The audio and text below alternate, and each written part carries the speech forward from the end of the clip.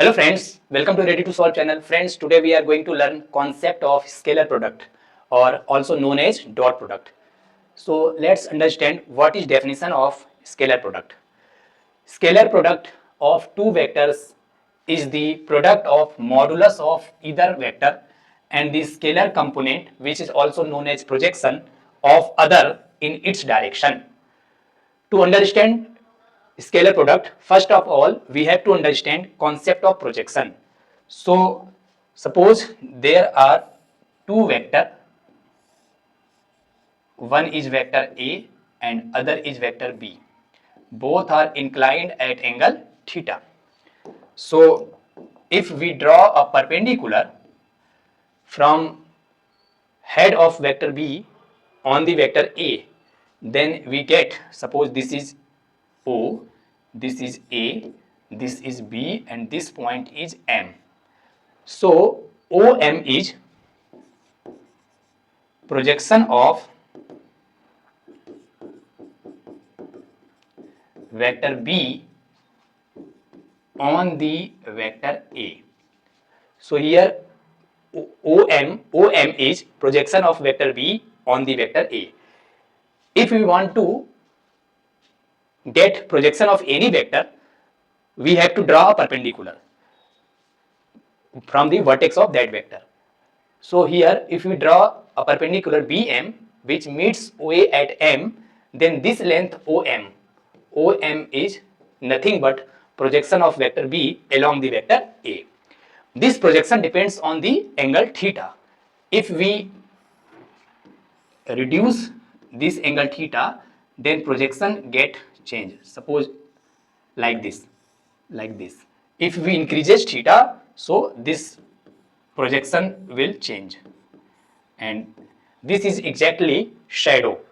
As we know, shadow of any line or any object changes as theta changes. So here projection is just like shadow. If we emits beam of light on this vector, then if we changes this theta, then shadow of this vector changes like this. So projection is nothing but a shadow. Projection is nothing but a shadow. So what is our definition of dot product? A scalar product of two vectors is the product of modulus of either vector and the scalar component, or also known as projection, of other in its direction. So now we can conclude that suppose this is vector A and this is vector B, and we draw a perpendicular from head of B on the vector A. Suppose this is O, A, B, and this point is M. So A dot B is defined as modulus of vector A and projection of B along the vector A. What about projection of B along the A? This projection is nothing but OM. So modulus of either vector, so we take modulus of vector A and projection of other vector, that means projection of vector B along the vector A, which is nothing but OM. So A dot B is nothing but modulus of vector A and OM, and here OM is projection of vector B along the vector A. Okay. Now since this angle is theta, so in triangle OMB, cos theta is base upon hypotenuse.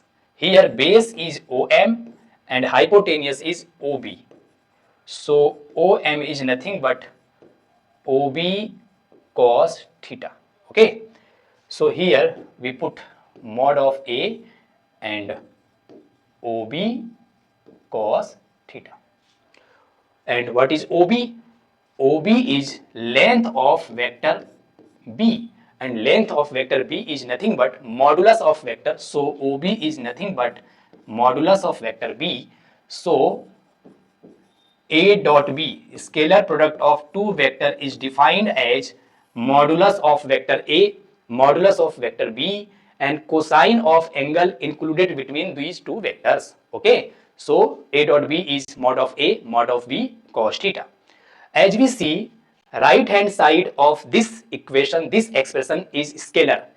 Modulus of A is scalar, modulus of B is scalar, and cos theta is scalar.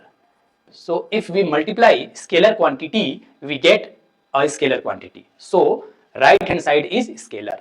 That's why this product is known as scalar product. Why we call scalar product? Scalar product because result of this product is a scalar quantity. Okay, since result of this product is a scalar quantity, that's why we call it scalar product. I hope you understand the definition and basic concept of scalar product. So since symbol of this product is dot, so we called it dot product also. Some important point: scalar product of two vectors is commutative. We can say scalar product of two vectors satisfy commutative property. So we can here understand how how product of two vectors is commutative. Dot product of two vectors is commutative. Let's see how. Suppose this is vector A and this is vector B, and we want to take projection of vector A along the vector B. Suppose this vector is B vector. So we want to take projection of vector A along the vector B. So we have to draw a perpendicular like this. Suppose this is O, this is A, this is B, and this point is M. Okay. So here OM is projection of vector A along the vector B. Okay, so if we want to define B dot A, as definition says, modulus of either vector. So we take modulus of vector B and projection of other vector along the first vector. So we take projection of vector A along the B vector, which is OM. So mod of vector B into OM, and from this triangle, this angle is theta, in triangle OMA, cos theta is nothing but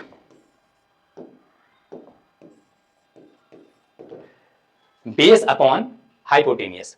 This is right angle, opposite side of right angle is hypotenuse. So here OA is hypotenuse and base is OM. So OM upon OA. Cross multiply, so we get OM equal to OA cos theta. So here OM equal to OA cos theta. And what about OA? As we see, OA is modulus of vector A. So OA is modulus of vector A into cos theta. And this is formula of B dot A. So we can see B dot A and A dot B both are equal. So A dot B equal to B dot A, and this property is called commutative property. Okay, as we see in our algebra that 2 plus 3 equal to 3 plus 2, this is called commutative property. So in in dot product also we get A dot B equal to B dot A. That means scalar product is commutative. Scalar products satisfy commutative property, we can see here. Okay. Next property is again an important property. This property says A dot minus B vector equals to minus of A dot B.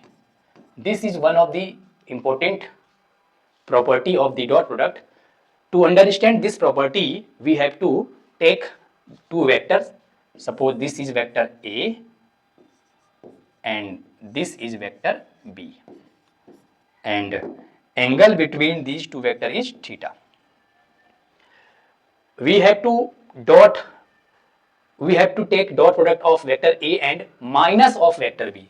To get minus of vector B, we extend vector B in opposite direction and get minus vector B. This is angle pi minus theta. So what is angle between vector A and minus vector B?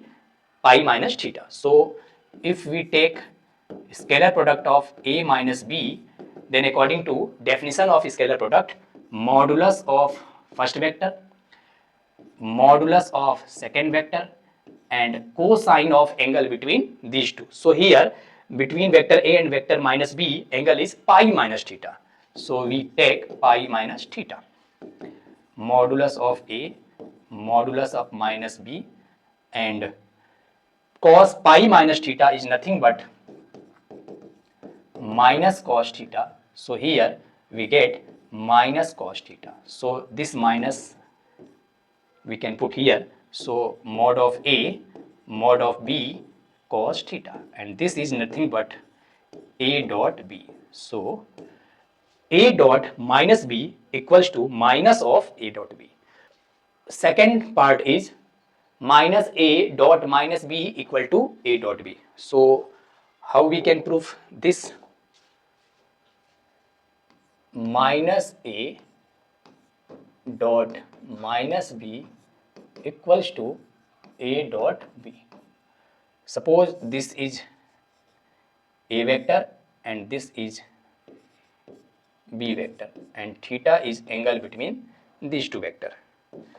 If we extend this vector, so this is minus B and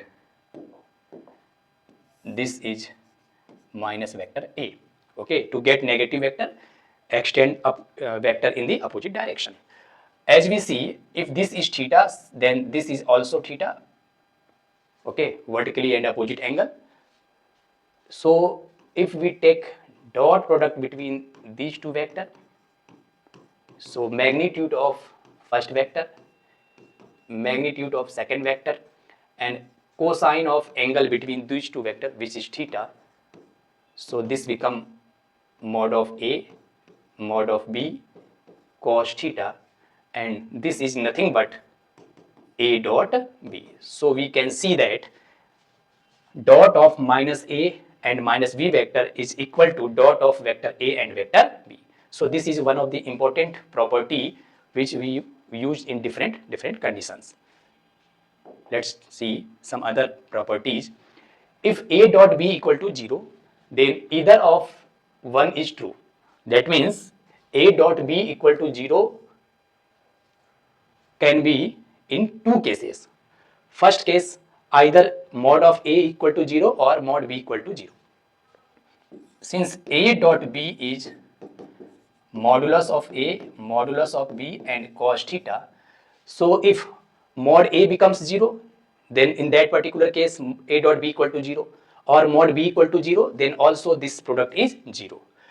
This is mathematical interpretation, but theoretically, if mod A equal to 0 or mod B equal to 0, in that case theta is not defined, because theta is angle between two vectors, and if vector length of vector A is 0, that means A is null vector. In that case A is null vector, so length is 0, and in that case we can't get theta, because theta is angle between two vector, and if length of one vector is 0, then theta is not defined. So if theta is not defined, in that case A dot B equal to 0. This is theoretical aspect. Mathematical aspect, since mod A equal to 0, so put here 0, and after multiplication with 0 we will get 0. Mathematically we can interpret like this, but theoretically if you say mod A equal to 0 or mod B equal to 0, in that particular case theta can't exist, because theta is angle between two vectors, and if one vector is null vector, then there is no arm, because there must be two arm for theta to be defined. If one arm is 0, one arm does not exist, then theta cannot be defined. We can't define theta here. To be defined, theta must be two. There should be two arm. If there are two arm, then only theta can be defined. Okay. So theoretically, theta is not defined. Our answer is theta is not defined. To understand mathematically, we can proceed like this. But if anybody asks that a dot b equal to 0, then what you can interpret by this statement? Then you say कि either a equal to 0 or b equal to 0 means theta is not defined, and in that particular case a dot b equal to 0. Second case is since a dot b equal to mod of a mod of b cos theta, and you say a dot b equal to 0.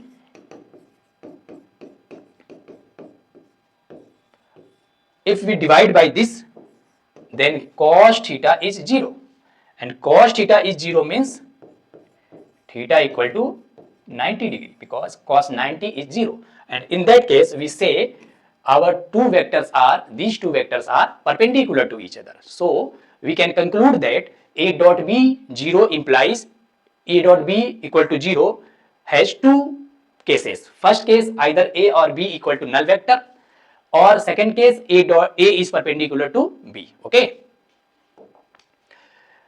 Let's take some important properties of dot product. Next property is distributive property. One of the most important property of dot product. We prove many identities with the help of this property. Dot product says that a dot b plus c equals to a dot b plus a dot c. As we see here, in left hand side only one dot, and in right hand side we get two dot, and so we can say dot is distributed. That's why name of this property is distributive property.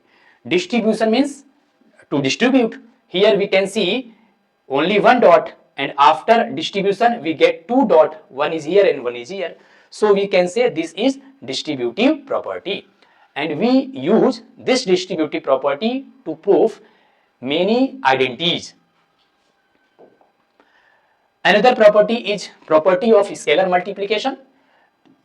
Lambda is a scalar quantity. If we multiply vector lambda a with b vector, then we get lambda into a dot b.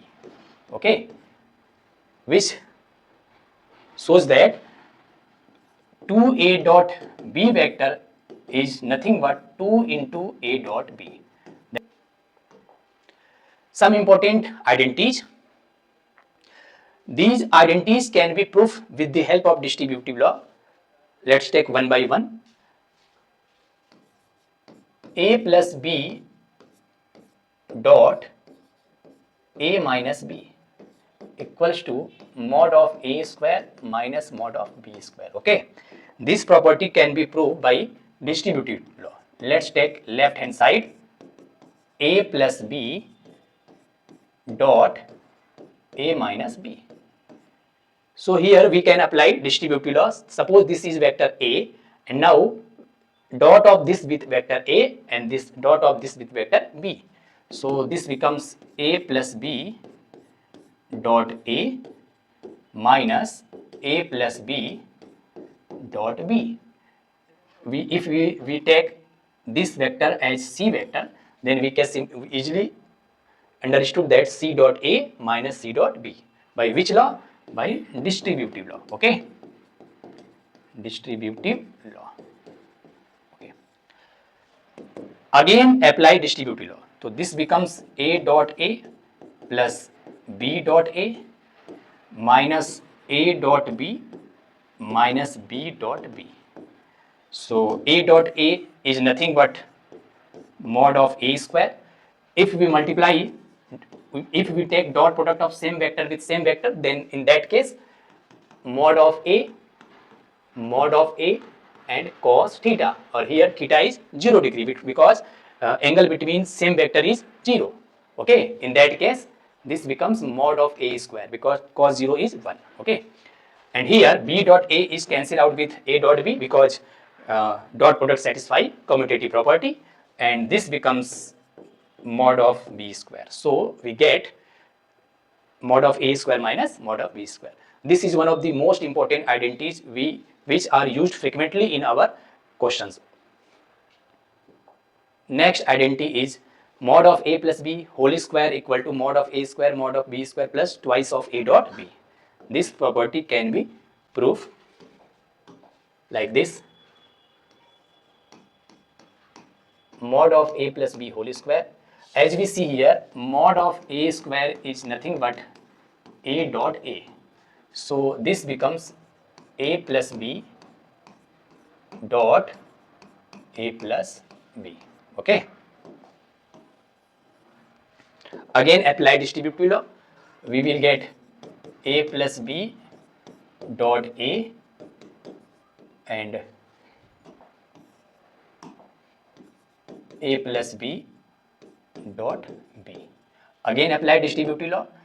A dot a plus b dot a plus a dot b plus b dot b. Okay, so this becomes mod a square. As we know, b dot a equals to a dot b. B dot a equals to a dot b because dot product is commutative. Okay, so this becomes twice of a dot b, and this is nothing but mod b square because if we take b dot b, this becomes mod b square. Okay, so mod of vector a plus b whole square is nothing but mod of a square plus mod of b square plus twice of a dot b. This is one of the most important identity which we are going to use in solving the previous question, many questions. Okay.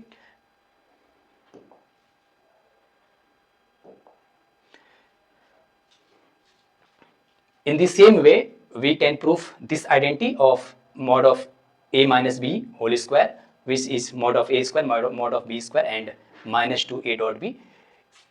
These two identities are similar. If only difference of minus, you can prove in the similar way. Okay. Now we take property number 4, identity number 4, mod of vector a plus b plus c whole square equal to this.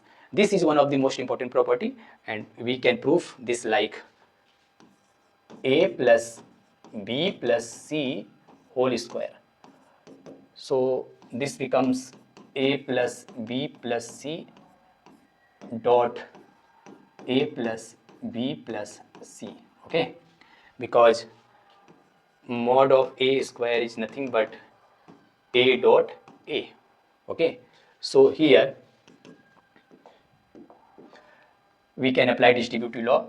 A plus b plus c dot a plus a plus b plus c dot b and a plus b plus c dot c. Again, apply distributive law. A dot a mod a square plus b dot a plus c dot a. Here a dot b dot b, c dot b, a dot c, b dot c and c dot c. So we will get mod of a square. As we know, b dot a and a dot b both are equal, so we get twice of a dot b. C dot a and a dot c both are equal, so twice of a dot c. B dot b is nothing but mod b square. C dot b and b dot c both are equal, so twice of b dot c, and c dot c is nothing but mod c square. So this can be written as mod of a square, mod of b square, mod of c square, twice of a dot b, b dot c and c dot a. This is one of the most important